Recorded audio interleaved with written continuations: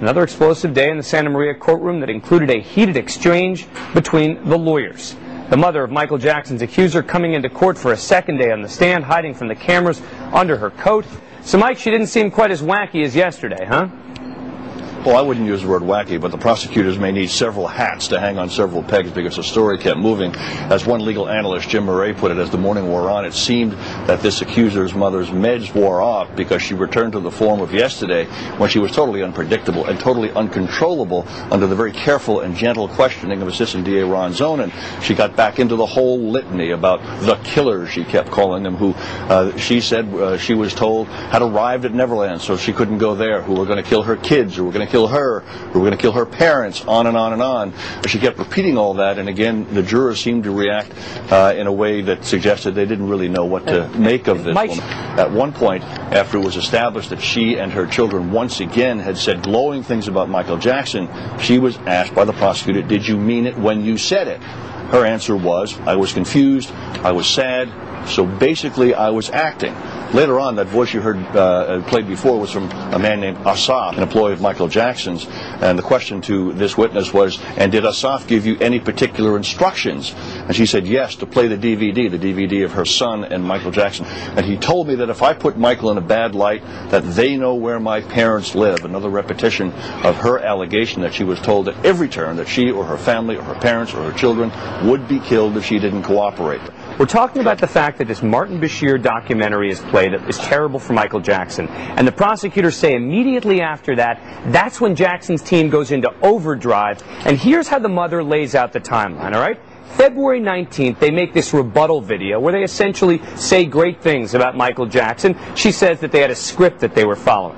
December 20th, is that Department of Child and Family Services interview that we're talking about. Right in the time where prosecutors say that they are still being held at Neverland effectively against their will. February 21st to 25th, confined, she says, to the Neverland guest cottage while her sons were with Michael Jackson. Apparently some of the molestation, according to the prosecutors, happens then. February 25th, leaves Neverland, she says, for her son's oncologist appointment that she met briefly with an attorney about filing suit against the guy who made that first video. She was told the, quote, killers were at Neverland, so they couldn't go back there, she said. From February 25th to March 2nd, she's in a country inn in Calabasas where she calls friends, and she says she tried to leave clues but didn't call the police because she says she was scared. March 2nd to March 10th, confined to the Neverland guest cottage. Again, she says her sons were with Jackson. She says she was told she could move from her apartment because it was too dangerous. Basically, she's saying the whole time that she was being threatened. As she said on the stand today, we've got the tape of what happened right before that interview with Department of Child and Family Services. Listen, you decide which side it's damaging to. The tape begins as representatives from Los Angeles Child Services arrive at the apartment where the mother was staying. Hi. How are you? Hi. They're there to interview the alleged victim, age 13, and his brother and sister. When the caseworkers arrive, the children appear to be watching a home video of Jackson and the alleged victim. Jackson's heard singing. This is something personal. Oh, okay. According to this Child Services report, the investigation was prompted by a call from a school official who'd seen a documentary with Jackson and some children, including the boy, quote, in which the children had stated that they shared the same bed as the entertainer. The allegations, sexual abuse by Jackson and neglect by the mother. Okay, this is what we're going to do. I have to interview, you have to interview each one of them separately. So, it's confidential, so the other people are not going to be able to. But I also want to know that all the allegations. We're going to read everything. Prior, I want to be present when you ask my children questions. What are my rights? What are their rights? Well, you know what? I would like to read you everything. But on the tape, Child Services informs the mother they want to interview each person separately and alone. And the mother says she invited the others to be there.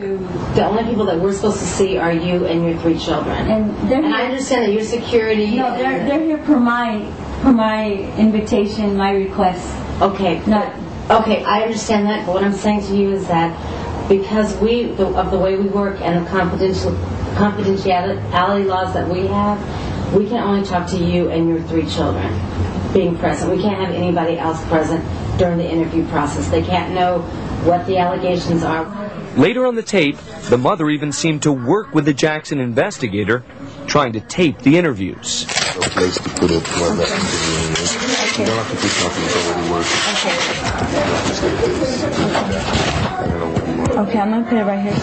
The mother also expresses concern that word of the allegations might leak out to the public. This is between our department and you and your children and no one else. No, it's not. That's what I'm saying. And that's exactly why we're trying to do this as discreetly as possible. All the cases are sealed. No one has any records or anything. I know that 10 years ago when other allegations came out regarding Michael Jackson, things got in the news, what have you. That's the reason that our unit was developed. But the boy's mom also seemed worried that she was the target of the investigation. I'm cautious because, the worldwide is in billboards, bad mother, and all. Mike, very quickly, they played the whole tape today in court, right? Yes, they did. And here's what I didn't hear in it, Dan. She talked about that specific threat. We know where your parents live.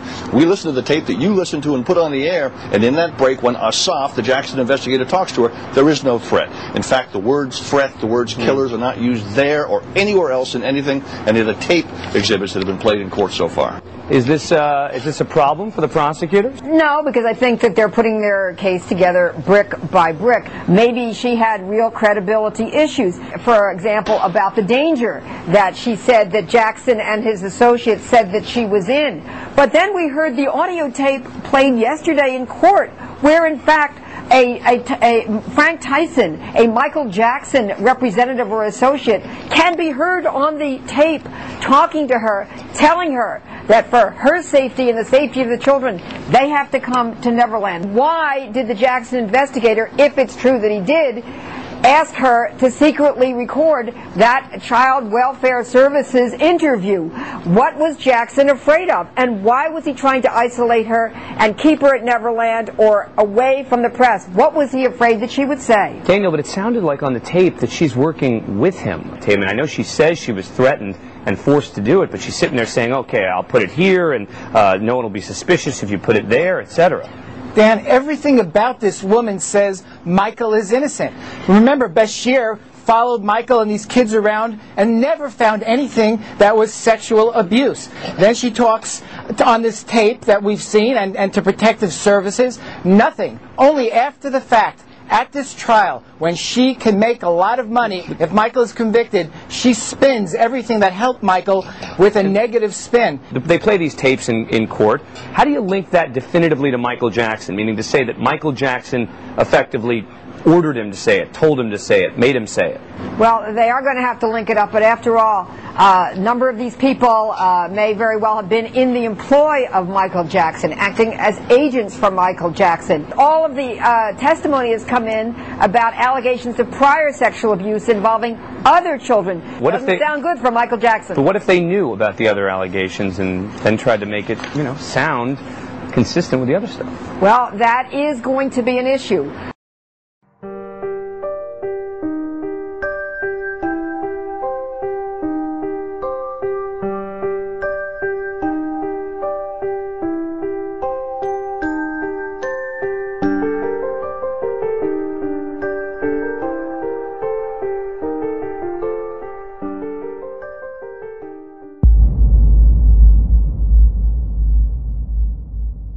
The big gap in the prosecution case is that from '93 until these accusations, there's not a stream of molested kids. If he really were a molester, then there would be a lot more than just what we're seeing. So I think he's innocent. This is about money. Well.